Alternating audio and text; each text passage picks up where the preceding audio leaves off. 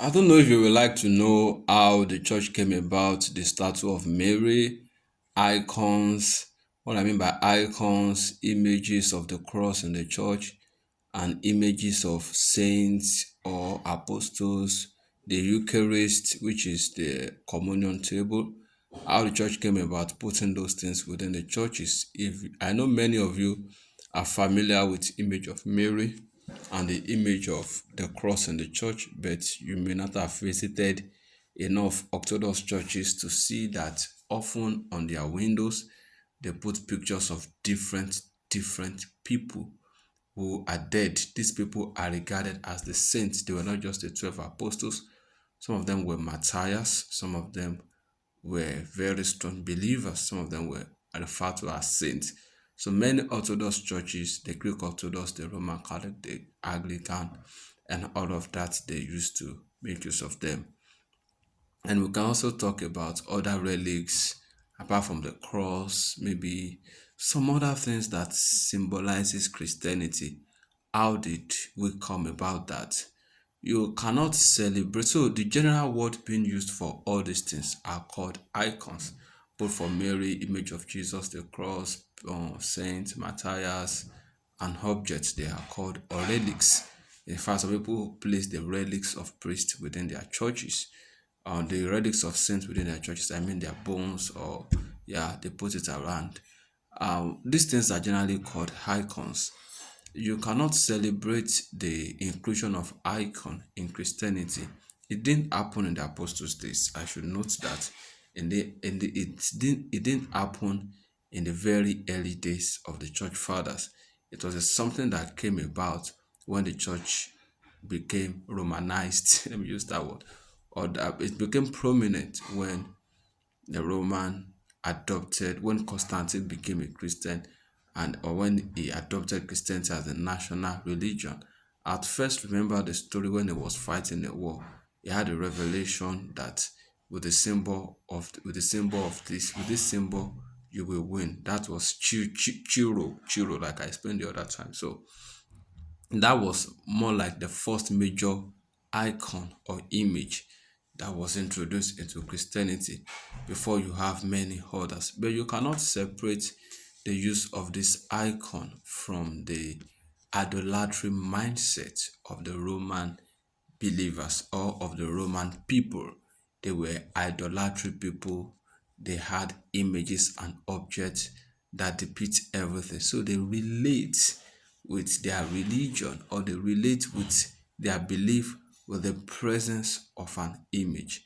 And that is not what Christianity is. But eventually, when Christianity came, they began to adopt some images that or objects that typifies Christianity as well. You remember when I told you about the worship of Caesar, where they have the image of a Caesar present in the place of worship, and in various places, even on their coin, they have the image of Caesar on it. So when Christianity came on board, it was just more or less like a transition. Instead of using these images, let's begin to use these images. At the point they even had the image of Jesus on the back of their coin. Yes, on the other side of their coin. Justina, I think especially, built a lot of icons, cross, Jesus, and all of that across his empire, especially in the eastern part. So there was a point in time where there was argument and discussion about the use of icons in the premises and during time of worshiping in the church. The emperor at that time really frowned at it.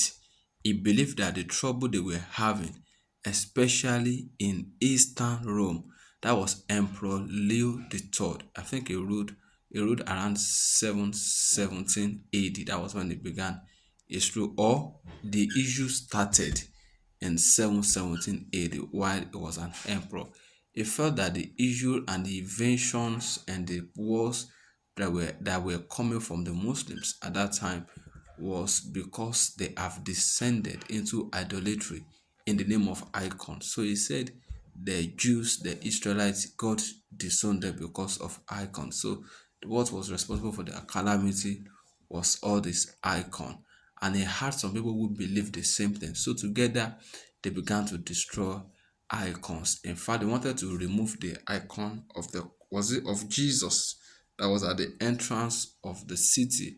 They wanted to replace it with the icon of the cross, and the officer that was sent to do that work was killed in the process. So it was really a heated battle. Many Christians wanted the icon to remain.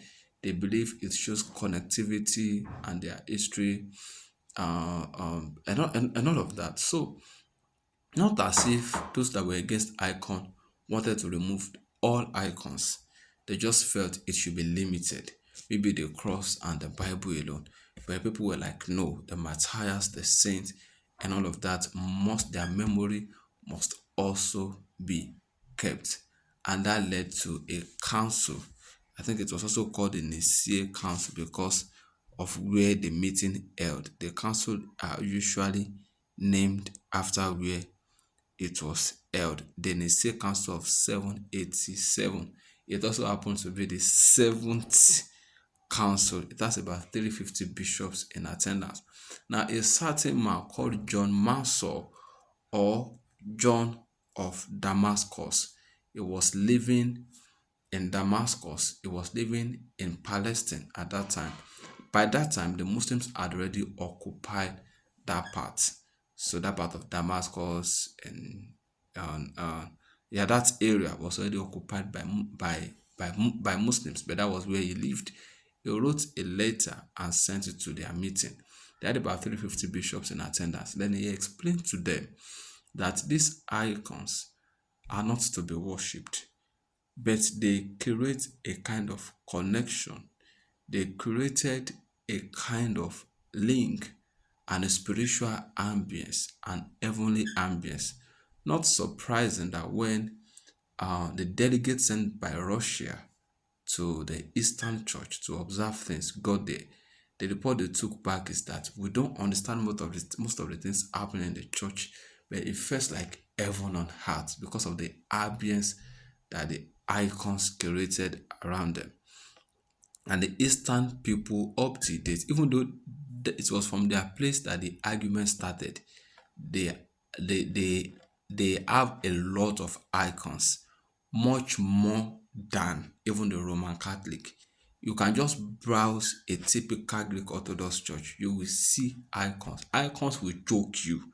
In fact, if they put these icons in their homes, you must greet the icons first before you greet the host of the house. And when you see an Anglican priest or priest in Orthodox church enter the church, when they face to face with where they put the cross, they must greet the cross first before they greet any other person, before they do any other thing in the church. So it was like that. But the Western church, they didn't have issues about icon because their own emperor did not cause issues. They believe in icons. In fact, they venerate Mary so much this day. So but they don't even have as much icon as the Eastern Church. So they had that meeting, and in that meeting, they agreed that these icons are to be venerated, not to be worshipped. When you worship them in their own definition, it is idolatry. But when you don't worship, it is mere veneration. So Christians should be allowed, and that was the conclusion of that meeting. Even though the emperor had removed the patriarch of Constantinople that didn't support his own icon use. He has replaced it with a patriarch that supports. Okay, he removed the one that was not in support of removing of icons to replace with someone that supports. So eventually, after the council, the tension was still there, but eventually the patriarch was removed, and they put a patriarch that supports the use of icons, and the whole church at that time celebrated it. So they worship those that were against the use of icons are called iconoclasts. Iconoclasts.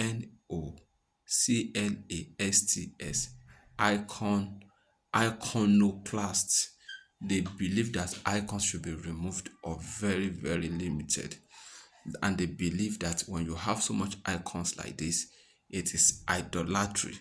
Those that supported the use of icons are called iconodus, like nodus, iconodus.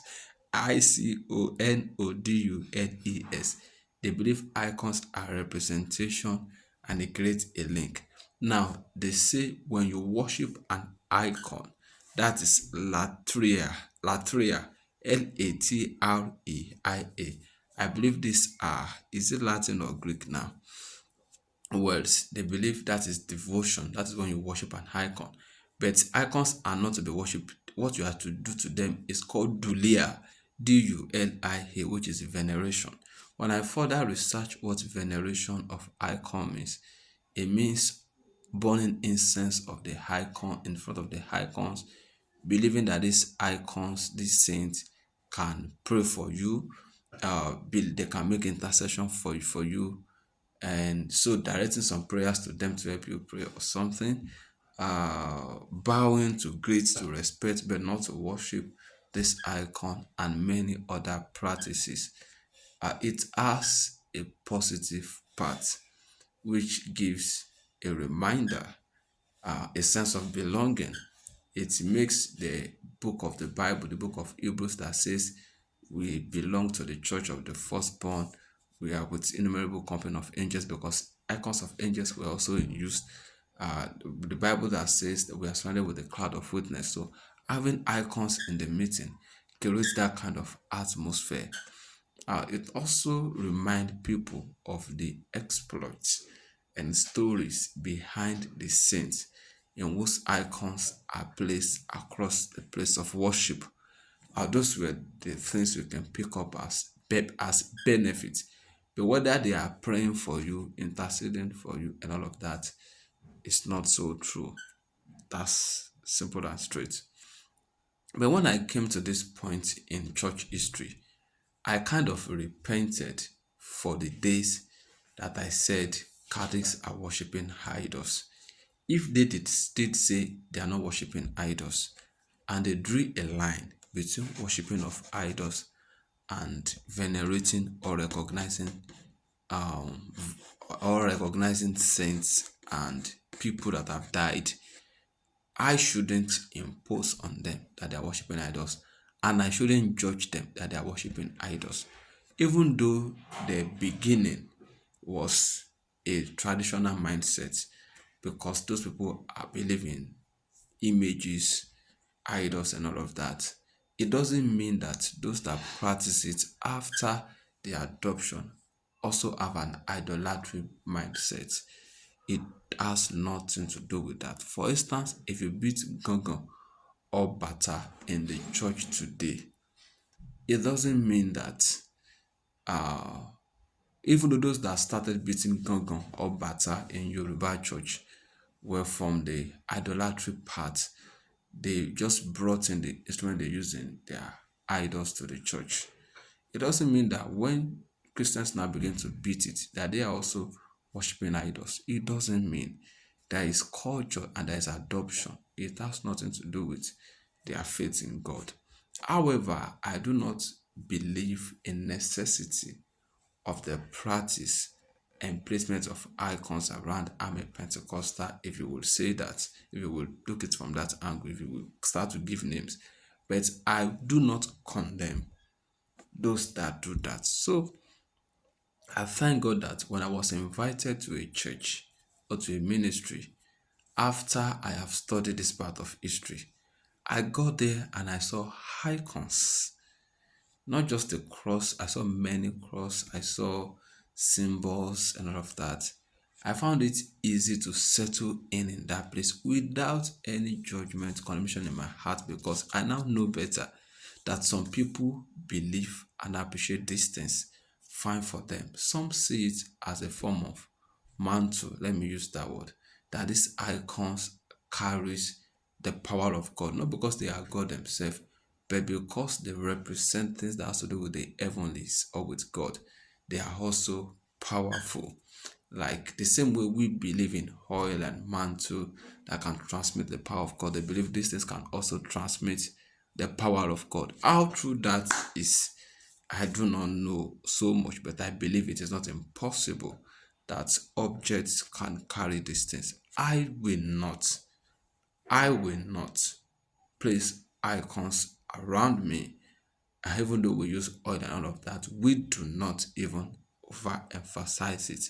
But I will not also condemn any people for the use of icons in the most proper way. I'm not going to think that they are heretic because or they are idolatry because of these things. If I see other things that are strange to me, I will find out. Maybe I will find out. If I see other things that are looks more like idolatry, I'm going to condemn. But for the good part of it, we shouldn't criticize the Catholic, the Greek Orthodox churches, and those who believe in the use of icons just for the sake of using of icon. You can judge them based on other things, but if it is based on the image of Mary and all of that, I think we should stop that as knowledgeable people. I hope you understand me. If you fully understand what I just explained, do well to put it in the comment section. I think that is all about the use of icon and the image of Mary from the angle of church history. I don't think the reason they do those things have changed even up to now. And when you see churches with such flood of icons, do not disrespect them. Thank you.